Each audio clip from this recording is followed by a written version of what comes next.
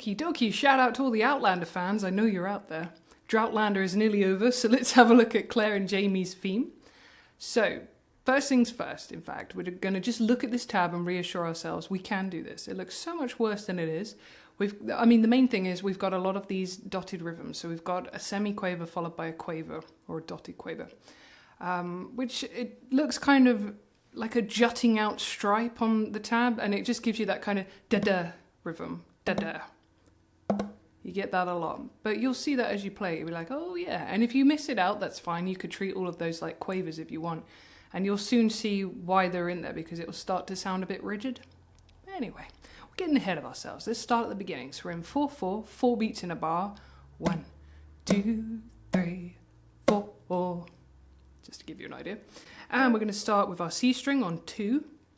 This is a D minor chord that is in the accompaniment. You could sort of do just a little bit of a D minor if you like, so you don't have to put this 2 down, you don't need it, and in fact it will get in the way because you've got an open string. So maybe just the bottom of the D minor, so the 1 on the E string and the 2 on the C string, and then pluck it with your index. You're going to go, and then thumb, maybe your ring, maybe your middle, kind of depends on what you pluck with, so. And that's that da-dum rhythm, and like I said, you could just do it as a quaver, and it will still give you the feel of the thing. Then you're coming back to that 1, you already have your finger down over here, and you could pluck it with your middle finger or your ring finger. Again, it really does depend on your hand. I think for me, I generally tend to pluck a ukulele as if it's a classical guitar, so I'm going to always have my thumb up the top, index, middle, ring, all in a line like that. But a lot of people play the uke like that, which is totally fine, by the way, totally fine. I'm just I'm an old dog with old habits, you know, that's all it is. So it's totally fine if you go. So you can hear, it's still the same thing is achieved. Just promise me you won't do it all with your thumb, because then it is going to limit you. You've got a lot of jumping to do, and mistakes will be made, you know. So at least assign 2 fingers so you can get that kind of action going, but if you can get 3, that's even better. 4 and you're going to have a blast. So from that beginning again, straight in. And then we take that shape off. 2, 3. Hopefully this is starting to sound familiar to you guys. So we've got a minim in this second bar, it's worth 2. I know it's not very obvious on the tab, it never is, and it's just a line and they leave a big space, but that's how you know it's worth 2, so it's going to be 1, 2, 3. Ooh, land better than I did. I got too excited, clearly, I got too involved with counting. Yeah, so you come in just on the, nearly we're off of the beat 3, but we're still on beat 3, so you're going to go 1, 2, 3. So that 2 is just tucked in right on the end of beat 3. Just to clarify, you've got a 0 tied to another 0, which is dotted, and that's why. So you don't play 2 zeros, you just play 1 0, 1, 2, 3, and then come in on that 2. And you can see I'm going straight back into that kind of D minor-y shape. That would be my full D minor, I'm just not bothering with this finger, so I'm moving it down. If it helps you remember, I know it's very naughty, but if it helps you remember, just think of it as a swearing V. But you're all terribly polite people, I know you would never swear at anyone, but if it helps, it just reminds that hand that that's the 2 fingers that are working together with this shape, and many other shapes, in fact, like your A. But don't worry about that anyway. So, we've got a... And like I said, you can play it straight as quavers if you like. That's totally fine. But with this bar, bar 2, that 1 is the one that's worth more than the 2 and the 0. The 2 and the 0 are semi-quavers. So you've got a little bit of a lean, if you like, on that 1 before you come into the F. Not that you need a full F shape down, you could just leave the 1 down. Just mostly so you can find where you're going. You don't need it down, you could just take it all off. In my case, because I'm not holding my ukulele the best way, it's kind of for stability. But hopefully you're holding yours better and you haven't got this problem. Okay, so bar 3 then, we've got open C, and then we're going to try and hammer on this 0 to 1. Just because it's going to make for a smoother transition between 2 notes, and it just gives you more of that. I think the original has some woodwind playing it, so it gives you that kind of yelp that you kind of get with some woodwind. That's my impression of woodwind, by the way. Like a recorder or a penny whistle, that kind of thing. if you know, I hope I'm making sense. Anyway, so you want it smooth. So to hammer on, you pluck the string. We're plucking our E string over here. I'm doing it with my middle finger. By all means, do it with your index. Your index is nice and strong. And you just hit it and hammer it with the left hand or your fretting hand. One more time. All right, so back to the beginning of bar 3.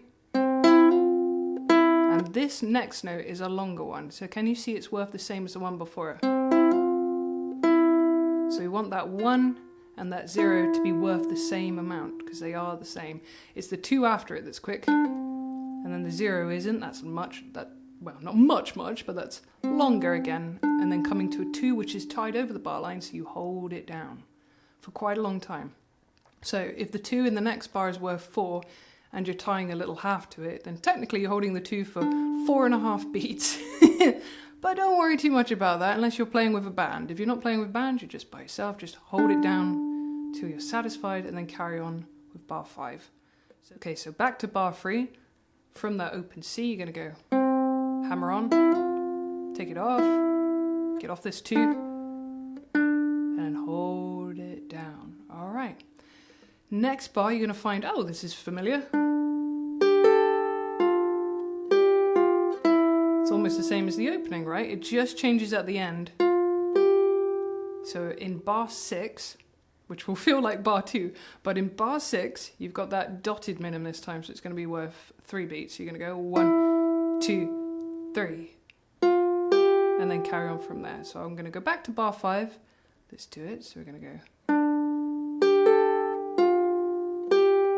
1, 2, 3, and then the fun bit, bar 3.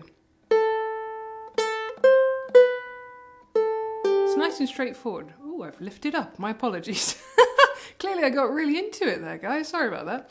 Okay, so I'll go from bar 6. That was interesting. So bar 6. 1, 2, 3.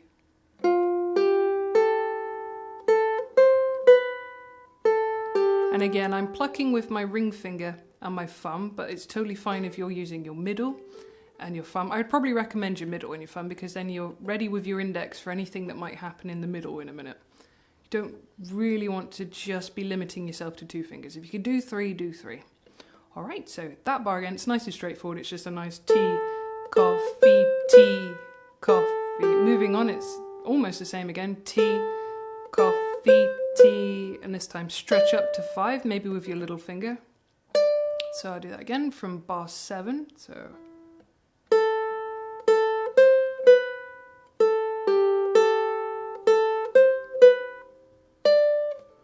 and then we're coming down, so we've got bar 9. And again, I'm using that D minor-y shape. So not the full D minor, just the bottom edge. The bottom edge. 2/3 of a D minor. So from bar 9. And again, if you struggle with that kind of jutty da-din kind of rhythm that semi-quaver and dotty quaver are giving you, then just treat it as if it's quaver, as if it's coffee. That's fine. It would be T, coffee, T, T if you did that, which still sounds totally fine, to be honest. I have, honest to God, just put these rhythms in because that's what's on the score on Bear McCreary's website, and Bear McCreary is the guy who wrote it. So if you look on his website, on his blog, I think it was blog 5, I can't remember. But yeah, if you look on his website, there it is, there's the theme. So I tabbed it for you. But anyway, that's why I've been as faithful to the score as I can be, you know, on a ukulele. But anyway, from bar 9 again. And then we've got our B flat. Hold it down. Again, can you see it's a dotted minim again? So it's worth 3. So you're going to go 1, 2, 3. And yes, I am strumming it. I'm not plucking it. I could pluck it. I could. I don't know. That feels a bit weak. I might strum it so I get a little bit more out of it. So 1, 2, 3. And if I hold down the shape, my 2 and my 1 are taken care of. So 1, 2, 3. Coffee. And I got a little bit too into it then. I feel like I made that my own. So let's just check I'm playing bar 11 correctly. So I pluck my 2 in the middle. That's underneath that C chord. That's better. There we go. That's what you should have done, Rose. So this is more of a dumpty rhythm. You've heard me say this before, I know.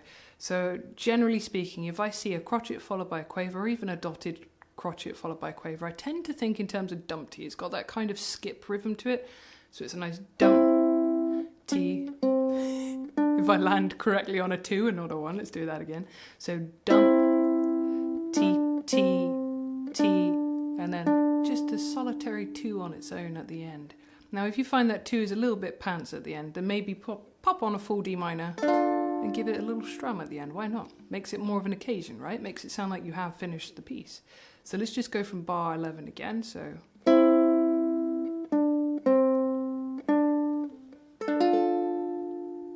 nice. All right, all the way through. Let's do it. I will count you in. I will go very slow.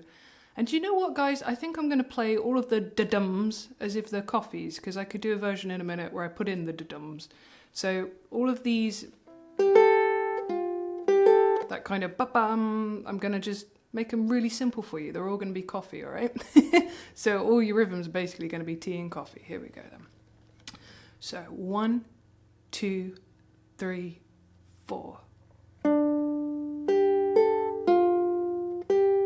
1, 2, 3.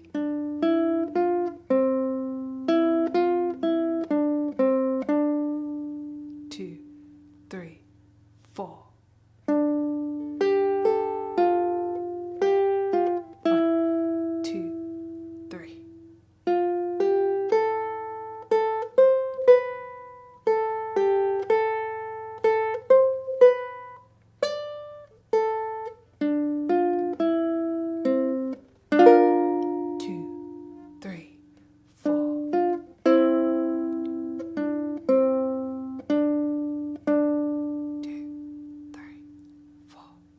There you go, that's it with quavers.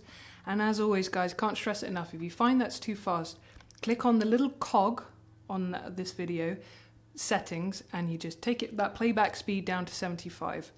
If you're watching this on a phone, then I believe on the phone app, on the YouTube phone app, you've got 3 dots at the top, poke those, and then you'll see it in that menu. All right, so now let's pop in the da-dums so you get the idea. Da-dum it away, okay. We're going to take it up a notch, guys. So if you get the other one and you're like, oh, that's okay, Rose, but it's a little bit rigid. I kind of want to put my little diddlums in there and make it sound a little bit more like a penny whistle. Then here we go. So again, I'm going to count you in.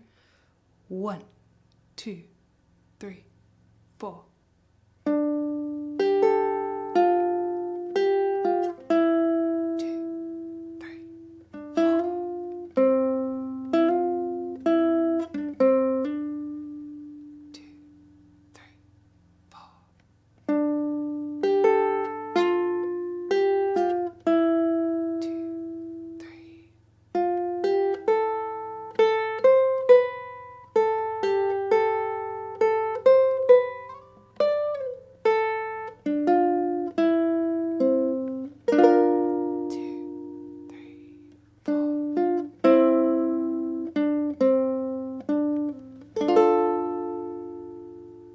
Okay, so a couple ways I beefed that up just a little bit. I quite like sliding, where we've got a, let's see, what bar is it, 6, 7, 8, bar 8. Quite like sliding 2 to 5. And then sliding it back before I pull off, I guess. I am sort of pulling off. I don't know, there's something about that kind of tugs on your heartstrings, you know, a bit like the show. So I quite like doing that. So option to slide 2 to 5 and then back and pull it off as you come back. Option to put a full B flat down. Don't feel you have to, you don't have to. You could, in fact, put on a full C if you want. And don't worry too much at the end. It kind of works if that transition between the 2 in the previous bar to a D minor chord. Don't worry if it pulls off and gives you a little. That's okay. That's fine. We can live with that, right? If you want to be a complete purist, stop squeezing it. So you go squeeze, stop squeezing, strum. But don't worry. Most of us will do that and it will sound fine anyway. So I hope this video has been of use to you. I mean, you can use it two ways. You can pluck along with me, and like I said, you can use the simple version first, where we just turn everything into tea and coffee. You can also strum along with me, so the chords are on this as well. You've got your D minor, which we've discussed already, so 1 on your E string, 2 on your C and your G. And I would say middle finger at the top, ring finger underneath it, because these guys work as a nice team. Index behind it. Guitarists will recognize this shape as an E. Don't worry if you're not a guitarist. Yeah, A minor we know is nice, friendly, just one note on your G string on 2nd fret. From there, pop a finger back on 1st fret on your E string, you've got your F. And we have a G as well. So G, you've got 2nd fret for both of these two, and 2nd fret on C with your index, 2nd fret on your A string with your middle finger, and ring finger in the middle on 3rd fret on your E string. This is the shape of D if you're a guitarist. Don't worry if you're not. If you struggle with this shape, by the way, try it that way. So you're barring across 2nd fret and you're just putting your middle finger on 3rd fret on your E string. Might be an option for you. And we've already discussed B flat, so there you go. You can do it that way. So that's what's on the tab, the 1, 1 and the 2, and then you pop an extra 3 down on your G string. So you know what, I'm just going to strum that through with you, just so you get an idea of what I'm barking on about. I'll try and hum it. It goes a little high for me, but I'll try. So here we go. We're going to go 1, 2, 3, 4.